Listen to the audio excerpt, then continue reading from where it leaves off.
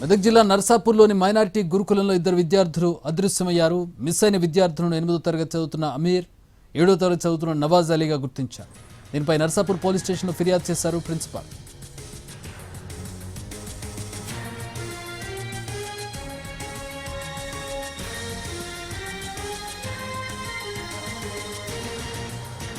మెదక్ జిల్లా నర్సాపూర్లోని మైనారిటీ గురుకులంలో ఇద్దరు విద్యార్థులు అదృశ్యమయ్యారు. మిస్ అయిన విద్యార్థులను 8వ తరగతి చదువుతున్న ఆమీర్, 7వ తరగతి చదువుతున్న నవాజ్ అలీగా గుర్తించారు. దీనిపై పోలీస్ స్టేషన్లో ఫిర్యాదు చేశారు ప్రిన్సిపల్.